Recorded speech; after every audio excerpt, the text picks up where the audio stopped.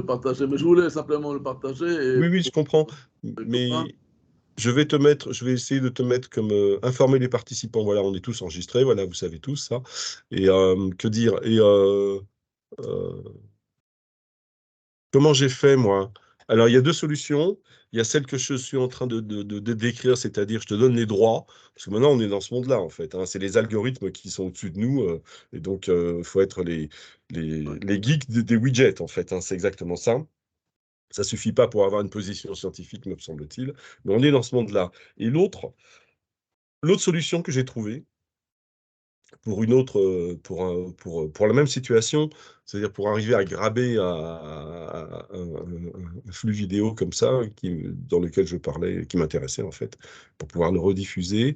Il y a des outils qui sont extrêmement efficaces, qui s'appellent open source, qui permettent de gérer le son, la vidéo et l'image. Je le dis pour Maxime aussi, parce que c'est également de la pédagogie. Ça s'appelle FFmpeg. Et c'est des outils merveilleux, hein. Donc c'est command line, il n'y a pas de widget là, c'est pas clic droit, etc. à la souris. C'est faut être sur un terminal, Windows ou DOS ou Linux en fait. Et faut lire la doc. Il y a il y a des tutoriaux sur YouTube qui sont pas trop mal faits en fait, qui expliquent. Tu poses une question et tu trouves assez vite une réponse. Il faut être assez pertinent sur la manière de taper la commande avec les bonnes options. Et si tu as un canal ouvert, YouTube ou enfin vidéo à côté, tu peux assez facilement downloader soit le son simplement. Donc moi je le fais pour des morceaux de musique pour les écouter tranquillement sur mon smartphone, ou bien l'équivalent pour récupérer un canal vidéo. Donc ça c'est la manière force brute, enfin ou tout du moins open source, voilà, pour qui est l'autre branche de l'alternative, où il faut être un geek des widgets que nous propose Teams, etc. Voilà, voilà. On est dans ce monde-là aujourd'hui. Moi, je vais terminer parce qu'on arrive à 46 et on va démarrer le cours. Mais sur cet argument-là, je suis un peu effrayé parce que je pense que le contexte de ChatGPT, les outils d'IA, quand ça va être véritablement pris en compte par les acteurs du marketing, on va basculer sur une dystopie totale, en fait. Voilà, c'est ce que je pense. Tu es d'accord, Maxime? Oui, ouais, Et c'est vrai donc que ça, c'est. c'est ce qui nous attend. Plus, attends, je rajoute l'autre branche de l'argument, c'est-à-dire que les outils d'IA parce que c'est un truc qui me préoccupe beaucoup, ça, les outils d'IA sur le génie biologique, c'est-à-dire vu depuis l'industrie des labos pharmaceutiques, ils vont nous bricoler des radicaux et des molécules qui vont, en fait, le Covid à côté, ça va être une plaisanterie, en fait. C'est-à-dire la porte du labo qui n'a pas été formée en Chine, c'est exactement les trucs qu'on va se prendre parce que les outils d'IA vont permettre aux chercheurs en génie biologique de bricoler des trucs qu'ils n'auraient pas pu imaginer, en fait. Et là, ça va être terrible, en fait. Moi, j'ai vraiment peur de ça.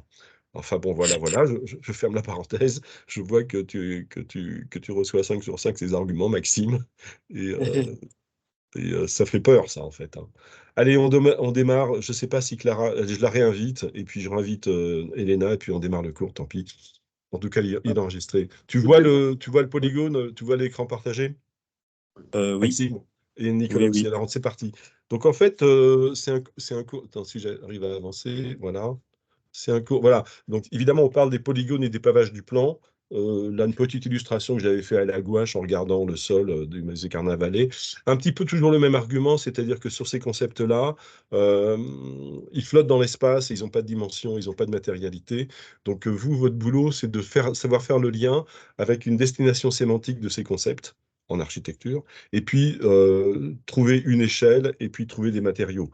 Il faut compléter les arguments euh, qu'on vous déploie avec Nicolas sur ces trois éléments-là, en fait, hein. C'est essentiel. Donc, destination sémantique, architectonique, c'est quoi? Ici, c'est un sol, mais ça, on va voir que ça peut être autre chose. Quelle échelle? Donner une échelle, et puis réfléchir à des matériaux, voire même à des processus de mise en œuvre, évidemment. Voilà. Donc, on continue. Ça n'a rien à voir. Ouais, c'était le cours de S130, on s'en fout. Alors voilà, dans la typologie en fait, en géométrie, pour être un peu savant, on ne parle pas de polygone, on parle de n-gone. Pourquoi? Parce qu'on généralise en fait sur un nombre de points avec n en fait dans l'ensemble des antinaturels. Et on a une typologie qui émerge assez vite, qui sont des n-gones convexes et des n-gones concaves. Alors que pour différencier ces deux objets-là, ces deux typologies-là, c'est assez facile. C'est peut-être que c'est voilà, cette diapo-là, elle le montre. À droite, dès qu'on peut trouver un segment qui sort du polygone, ben, on peut être sûr qu'il est concave. Et si on ne peut pas trouver de segment qui sort pas du polygone, c'est qui veut dire qu'il est convexe. Il y a une autre manière assez subtile de qualifier analytiquement la convexité ou la concavité d'un polygone, c'est en regardant avec le produit vectoriel. Bon, je ne vais pas trop m'étendre là-dessus, mais si on regarde l'évolution ou l'inversion du produit vectoriel en parcourant deux à deux les sommets d'un polygone, eh ben, si le produit vectoriel change de sens, il est assurément concave, le machin. Voilà. Sinon, si le produit vectoriel est une fonction, comme on dit, croissante monotone, pour être correct vis-à-vis de Nicolas, eh ben, il est assurément convexe, le polygone. Donc ça, c'est un test de concavité que j'avais trouvé, que j'avais codé, moi, qui est dans mon bouquin quelque part. Je peux vous trouver le code si vous voulez, si ça vous intéresse. Alors, qu'est-ce qu'on peut dire? On peut dire qu'un polygone convexe est régulier, c'est ce qui nous intéresse en fait au départ, s'il est à la fois équilatère et équiangulaire. Ça veut dire que équilatère, ça veut dire que tous les segments sont de même longueur, et équiangulaire, ça veut dire que tous les angles sont de même longueur. Donc à gauche, vous avez un premier contre-exemple pour le rectangle. Il est équiangulaire, mais il n'est pas équilatéral, il n'est pas équilatère, on va dire, parce que c'est un rectangle, mais on voit bien que tous les angles sont tous égaux à 90 degrés. Et à droite, le losange, il est équilatère, c'est-à-dire les sommets sont tous, les liaisons sont toutes de même longueur. Par contre, les angles ne sont pas différents, ne sont pas les mêmes. Donc, dans ce cas-là, euh, on n'a pas de polygone régulier, là. On n'a pas de n-gone régulier. Il faut avoir les deux conditions, en fait. Alors, dès qu'on a un n-gone régulier, alors j'ai pris là pour le cas avec n égale 6, vous allez voir qu'on va généraliser à partir de 3 quand même, hein, c'est sûr. On a donc on voit bien que tous les angles sont, sur cet hexagone, tous les angles sont tous égaux, et les liaisons sont également toutes égales, en fait. Et apparaissent deux cercles remarquables, un cercle circonscrit qui passe par les sommets du n-gone, et un cercle inscrit qui est tangent au sommet du n-gone. On généralisera ce concept-là avec des sphères sur les polyèdres, en fait. Il y a 3 sphères en particulier. Voilà. Alors là, je ne démontre pas ces résultats, mais ils sont là.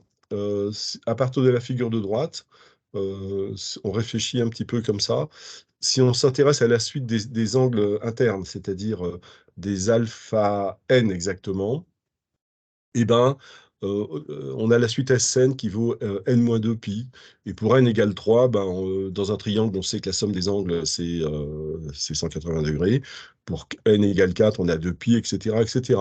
Et on peut comme ça construire assez facilement la somme des angles internes d'un polygone régulier pour n quelconque, à partir de 3 quand même, hein. Voilà. Je continue. S8, on a 6 pi, ouais, ben ça voilà. Oui, tout ça, c'est pour expliquer à quoi correspondent AN, parce qu'on va retrouver ces éléments-là par la suite. AN, c'est le segment d'un polygone régulier, c'est AB. Θn, c'est l'angle au centre. Et alpha n, c'est l'angle interne ABC, en fait, hein. Et puis R0, c'est le rayon du cercle circonscrit. Et R1, c'est le rayon du cercle inscrit, donc qui est tangent, je rappelle, au polygone en question. Alors, à partir de là, on peut continuer à trouver des relations généralisées. Θn, c'est évident, c'est 2pi sur n, parce qu'on fait un tour et on divise par le nombre de sommets. Et alpha n, je ne les montre pas, mais c'est n-2pi sur n, voilà, tout simplement. Donc ça, c'est des éléments qui sont très pratiques parce que ça nous permet de généraliser, en fait. Je vous rappelle qu'au Moyen-Âge, pour n égale 5, on brûlait les gens qui divulguaient le secret de tracer d'un pentagone, hein. C'est ça, t'es d'accord, Nicolas? Peut-être que Umberto Eco a dû écrire ça dans Le nom de la rose, je ne sais pas. Enfin, bon, il y a plein de romans. Giordano Bruno, on voulait aussi. Je n'ai pas compris ce que tu as dit. Giordano Bruno, pour nommer quelqu'un qui a été brûlé. Giordano Bruno. Ah, là, je ne connaissais pas. D'accord, ok. Bon, enfin bon, on n'est plus dans le Moyen-Âge, on est dans un monde normalement beaucoup moins violent. Ça reste à vérifier, on verra, pas pour les mêmes raisons, mais bon. Et alors là, on a effectivement AN, bah, c'est 2R0 sinus pi sur N, et R1, c'est R0 que sinus pi sur N. Bon, je ne démontre pas ces choses-là, mais ça se retrouve assez facilement en réfléchissant sur le triangle rectangle OHA, qui est rectangle en H. Voilà. En utilisant Pythagore, on trouve assez facilement ces trucs-là. On trouve assez facilement également, ça c'est des bons résultats, l'aire du n-gone, c'est-à-dire que j'avance un peu, voilà, c'est ça. C'est ce que j'ai appelé SAOB. SAOB. Oui, c'est l'aire du triangle AOB, tout simplement. Donc en réfléchissant à partir du triangle rectangle OHA, on trouve assez facilement ce résultat. Et si on multiplie le triangle AOB, je ne sais pas si vous voyez ma souris, ouais, je pense. Oui, ma souris. Ce triangle-là, par le nombre de sommets, on va avoir n fois ce triangle-là. Donc, on a l'aire AN du polygone régulier. Pour tout n à partir de 3. Donc, ça, c'est quand même pas mal. Parce que, par exemple, si on prend un heptagone pour n égale 7, c'est pas vraiment évident. Donc là, on est bien content d'avoir ce genre de résultat. Et puis, pareil, ça, c'est pour l'aire du n-gone. Et pour la surface, le périmètre, ouais, c'est ça. Le périmètre, c'est beaucoup plus facile. On multiplie AN par le nombre de sommets et on a le périmètre. Bon, voilà. Alors moi, je m'étais amusé avec un tableur à rentrer un peu ces valeurs qui sont a priori sans intérêt, parce qu'une fois qu'on a les formules, on peut les appliquer évidemment, mais enfin, je m'étais amusé jusqu'à 10 comme ça. Et on a ces résultats qui sont là.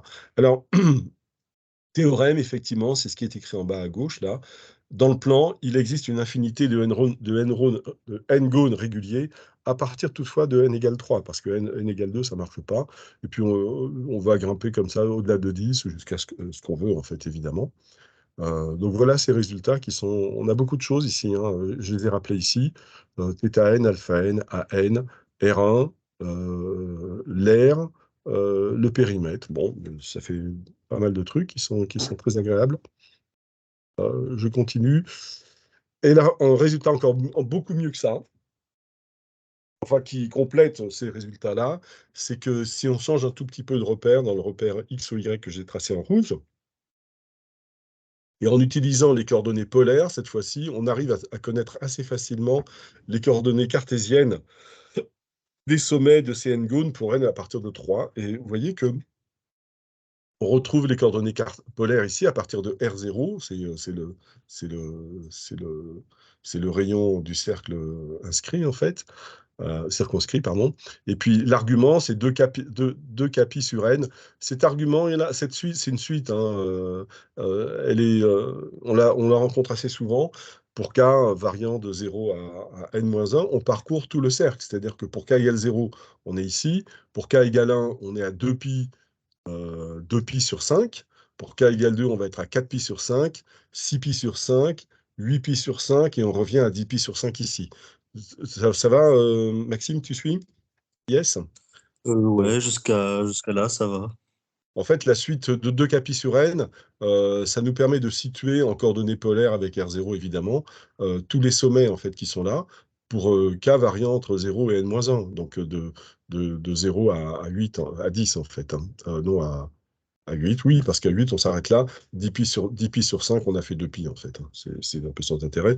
Évidemment, tout ça, après, on boucle. Voilà. Définition, on appelle un pavage du plan un ensemble de figures géométriques F, telles que pour tout point appartenant au plan, il existe une et une seule figure F qui le contienne. Alors, est-ce que j'ai un dessin qui illustre cette chose-là? Ben non, c'est pas terrible. Ça veut dire, pour le dire un peu autrement, qu'un pavage, c'est une structure de polygones qui ne sont pas forcément d'ailleurs des polygones réguliers, mais qui sont sans superposition et sans lacune. C'est-à-dire qu'il n'y a pas de trou et les pavés ne se superposent pas, ne sont pas positionnés, il n'y a pas deux pavés l'un sur l'autre. C'est pour ça qu'il est marqué, il existe une seule et une seule figure F qui le contiennent. C'est-à-dire que pour le dire encore une troisième fois, j'ai un pavage, je mets un point n'importe où dans le pavage. Ce point, il appartient à un seul pavé et exactement un, et pas deux. Voilà, c'est ça. Voilà ce que c'est un pavage. Donc c'est une définition très générale, mais qui marche vachement bien en fait, hein. Et quand je dis sans lacune ni recouvrement, bah, ça veut dire qu'il n'y a pas de trou et il n'y a pas de recouvrement. Alors, on va voir un peu par la suite qu'on peut utiliser les lacunes, parce que, en fait, quand on s'intéresse, oui, bah, ça c'est, on parle de mosaïque ou de grille, oui, c'est vrai. Et ah oui, on va s'intéresser à la configuration d'un pavage qui correspond à sa représentation. Les sommets des n-gones intervenants, les sommets des n-gones intervenants sont les nœuds. Ouais. Donc ça, c'est vraiment de la topologie, en fait. Il n'y a pas vraiment de géométrie là-dedans, mais c'est très important. Voilà un exemple. On a un mathématicien qui s'appelle Schlafly. Alors, il y a un tréma, il y a 2 orthographes, j'ai trouvé. Ludwig, voilà, vous avez la date là. Bon, je vous enverrai le PDF, hein, de toute façon. Enfin, je t'enverrai parce que tu es tout seul pour l'instant, Maxime. Et alors, ça, c'est Schlafly, par exemple, si on prend ce pavage-là, il faut le dessiner, ce truc-là. C'est un bon exercice de dessin à la main, sans instrument, main levée. C'est un bon exercice pour apprendre à dessiner géométriquement juste avec une bonne échelle, hein, quand même. Il faut prendre un carré, puis le carré, on lui adjoint 2 triangles, un troisième ici, puis un carré qui apparaît ici. Donc celui-là, c'est le pavé du Caire, c'est le pavage du Caire, on va y revenir. Et Schlafly, qu'est-ce qu'il fait? Il identifie ce pavage qu'il appelle configuration. Ah, bonjour Clara, ravi que tu sois là. Pas de souci. Tu as loupé quelques diapos au départ, mais d'abord, le truc est enregistré, et ensuite, je disais que j'enverrai le PDF. Voilà. Ah, et puis vous êtes 2, et c'est qui à côté? Oui, justement, je vous ai envoyé un mail parce que j'ai été inscrit tardivement Oui? à votre cours, parce que là, je suis en PFE, mais Ouais, j'avais des cours à rattraper à cause un erreur administratif quand j'étais au Brésil. ok. Et, La et chance. du coup, je suis inscrit maintenant avec vous, donc je Ok. vais faire partie du cours. Je vous ai envoyé un mail, je ne sais pas si vous l'avez reçu. Bah, j'ai pas regardé mes mails depuis 2 Parce jours, que moi, du coup, je les ouais, branche, mais tu t'appelles comment? Brian Courtois. Redis? Brian Courtois, B-R-Y-A-N, Brian Brian, Courtois. ok, Brian, Courtois. yeah. D'accord, ok. Brian Courtois. Ok, très bien, c'est Et noté. je ne suis pas sur le Teams du coup, ni sur Eh ben, vos... je vais t'inviter tout de suite, Brian. Pardon, bouge pas. Brian Courtois, C-O-U-R-T-I-S, c'est ça? Yes, Ouais, parfait. oui. Avec un Y, d'accord. Donc là, je t'ai Y, ouais. invité. Merci. Super, on monte en gamme, on est vachement bien. On était à 2, on passe à 3, 4, génial. Si on termine à. Moi, mon Allez, rêve, en fait, je fais une petite parenthèse. Mon rêve, ça serait que vous soyez, je sais pas, 200. Parce que et oui, pour reprendre la conversation à la fin avec Lara de la semaine dernière, il y avait un argument qui m'est apparu après. En fait, l'argument, faut pas le prendre mal, hein, mais simplement, moi, ce que j'espère, c'est que on n'est pas dans un modèle très scolaire. En fait, vous êtes en master, et c'est vrai que parfois, on décroche parce que la conversation avec Nicolas, elle n'est pas toujours très cadrée, mais ça fait rien. C'est des concepts qui sont précieux, me semble-t-il. C'est un peu ce que je disais. Il faut pas les prendre au pied de la lettre dans un contexte très scolaire, parce que d'abord, on est dans une école nationale supérieure, vous êtes en master, et il n'y a pas de. En fait, le plus important, c'est la compréhension des concepts. Et ce que vous en ferez, effectivement, c'est un petit peu sur le long temps, sur le temps long plutôt, j'espère que vous saurez le mettre en œuvre. Voilà, je ferme la parenthèse. Donc, Schlafly, voilà, c'est un mathématicien. Vous voyez le visuel, je pense, hein. Schlafly, 1814-1895. Il y a 2 orthographes, même une troisième. Moi, j'ai trouvé celle-là, il faut regarder. Bon, ça, c'est un autre sujet. Mais il a identifié, il a mis en place un code qui porte son nom. Comment ça marche? Il prend un nœud d'un pavage, et puis il fait le tour des pavés qui sont connexes, et puis dans n'importe quel sens d'ailleurs, et en commençant par n'importe lequel, euh, donc à une permutation circulaire près, et puis le code apparaît comme étant le nombre de sommets des pavés qui sont connexes. Donc par exemple, si je prends celui-là, j'ai 3, ici 4, 3, 4, 3. Et ce code-là, ici 3, 3, 4, donc 33 434, ou bien, parce que si je commence comme ça et que je tourne dans ce sens-là, c'est ça. Mais si je prends celui-là et que je tourne dans ce sens-là également, donc c'est pour ça que je dis qu'à une permutation circulaire près, c'est toujours le même. Et ça, le code de Schlafly permet d'identifier non pas la géométrie, mais la topologie d'un pavage. Donc ça, c'est très important parce que c'est des concepts qui sont pas facile à expliquer. Et ça, c'est un exemple flagrant, le distinguo qui existe entre géométrie et topologie. Et ouais, Nicolas, je sais, merci. Et en topologie, il n'y a pas de distance. Alors qu'en géométrie, il y a une distance, évidemment. Encore faut-il définir laquelle. Et là, on est dans un concept de topologie assez flou, parce que vous voyez bien que le code de Schläfli, quand je dis une permutation circulaire près, et puis je démarre par n'importe lequel des pavages, bah, j'ai un code, en fait. Ça, c'est quand même pas mal, en fait, hein. Donc, c'est 19e siècle, c'est assez précieux. Donc, voilà. Alors, il y a deux choses qui apparaissent, c'est la représentation, la configuration et l'ordre. Et l'ordre, c'est un peu différent, c'est le cardinal du code. C'est-à-dire qu'ici, l'ordre, c'est le nombre d'arêtes adjacentes, c'est-à-dire, ou de pavés, ce qui revient au même. Donc ici, l'ordre de ce pavage-là, c'est 5, parce qu'on a le cardinal du code, c'est 5 éléments. Et puis, pour le dire encore autrement, j'ai 5 arêtes qui convergent vers ce nœud, et puis j'ai 5 pavés qui sont adjacents à ce nœud. Donc, il y a configuration et ordre, deux choses différentes. Voilà, je continue. Si je veux bien, s'il veut bien. Voilà. Hop. Alors, oui, on s'intéressait au pavage régulier. Pavage régulier, c'est quoi? C'est je prends un n-gone régulier. Donc, je rappelle rapidement qu'un n-gone régulier, c'est un pavé, pardon, dont les angles internes sont tous égaux et dont les liaisons sont toutes de même longueur, sont toutes identiques. Et en fait, pour paver le plan, il n'y a que 3 manières de faire, en fait, ce qui est une évidence, mais c'est pas si évident que ça. Et c'est très intéressant, je pense, parce que vous allez voir, le théorème, c'est que dans le plan, il n'existe que 3 pavages réguliers. Donc on ne peut paver le plan qu'avec soit des triangles, soit des carrés, soit des hexagones. Bon, vous saviez, je pense, ce genre de choses. Mais ce qui est très intéressant, c'est que si vous prenez par exemple un pentagone régulier et que vous essayez de paver le plan, faites l'expérience, hein, vous avez des outils. Soit vous le faites avec aux instruments, vous dessinez avec un cutter un pentagone régulier, puis vous en faites une dizaine, puis vous posez ces choses-là sur votre bureau, puis vous essayez de les organiser. Vous allez voir qu'il se passe des choses très intéressantes, mais ça paffe pas parce que il y a des trous. Il y a des trous, bien des superpositions. La seule manière d'être conforme à la définition que j'ai donnée tout à l'heure, c'est-à-dire celle-là, euh, on appelle pavage un ensemble de figures géométriques telles que pour tout thème appartenant au plan, il existe une et une seule figure F qui le contienne. Ça veut dire qu'il n'y a pas de trou et il n'y a pas de recouvrement. Donc, à partir de cette définition-là, j'étais là. La seule les seuls les seuls polygones réguliers qui pavent le plan, c'est ces trois-là. Et là, je vous ai mis les codes de Schläfli correspondants qui deviennent immédiatement compréhensibles. On ne peut paver le plan qu'avec des triangles, hein, enfin, faire des pavages réguliers, hein. Euh, Quand je dis oui, pavage régulier, ça veut dire que la règle, je fais un pavage, donc sans lacune ni recouvrement, mais avec des pavés qui sont tous identiques. Voilà, c'est ça la subtilité.